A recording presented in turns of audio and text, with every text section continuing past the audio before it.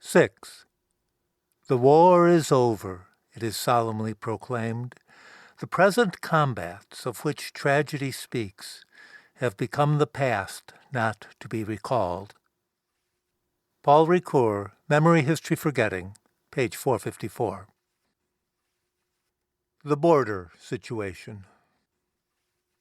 27 April 2009, 4:58 p.m. 48 degrees, 33 minutes, 13.38 seconds north, 7 degrees, 52 minutes, 8.25 seconds east. Maybe I'm being too sensitive. The silence in this minivan is getting oppressive. So what if Bruno and Lambert act all smug when I say something they think is stupid? There are things I want to talk about. Things that are worth talking about. For example, here we are heading toward the Rhine River, and that means France. Strasbourg, France. I've got to admit, I'm kind of excited about driving across a national boundary in contemporary Europe, now that it's unified. I've never done it before, and I'm very curious as to what happens at the actual border. And I'm also curious as to what Bruno and Lambert think. What's their take on the unification of Europe? Whatever it is, it's got to be fascinating. So I swallow my pride and tell the two monks what I'm thinking. I explain what I know about the border situation and why I think it's interesting. I'll bet, I say, that we won't even have to stop when we cross the Rhine. Free-flowing traffic, that's my prediction. Nobody says anything. Well, I'm not going to give up. I'm going to start a conversation. So, how does that compare, I say, to your experience? You know, the borders of 1076? We don't worry ourselves about borders, comes a voice from the way back seat. My husband is the king of the Romans. It's Bertha. This is the first time she's spoken directly to me since we left Spire. Right, I say, jumping on the chance. Of course, he definitely is. But still, aren't there some... My Enrico is also the king of Germania, the king of Burgundia, and the king of Italia. Enrico? Who's Enrico? Oh, she means Henry. And when we get to Canossa, the Holy Papa will consecrate my Enrico as the emperor of everything.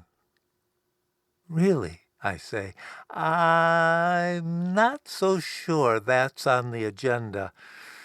In the rearview mirror, I catch a glimpse of her scowling face, so I figure I'd better change the subject quick.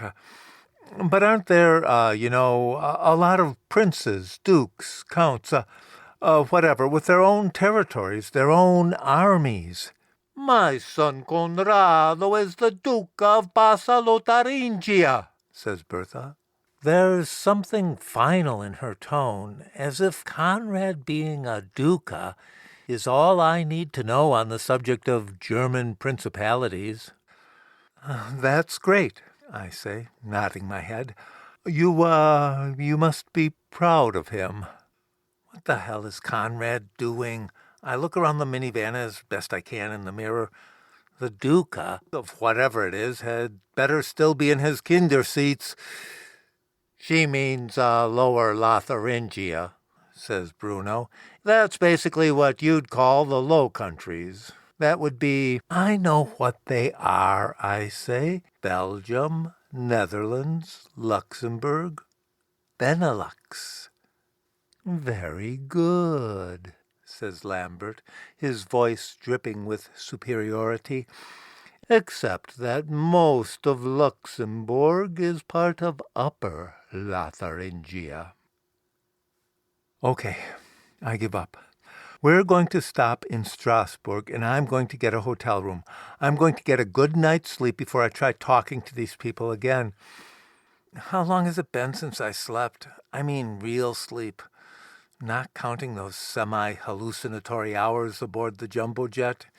You know, half dreaming yet excruciatingly aware of the passage of time, and definitely not counting that passed-out flight from Manchester to Hamburg.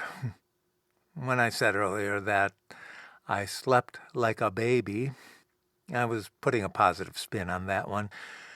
The fact is, I drooled all over the woman in the next seat. I was appropriately mortified and apologetic when they were finally able to wake me up. I had to fill out some form with the airline. You know, she could send them her dry cleaning bill and they could charge me. Some deal like that.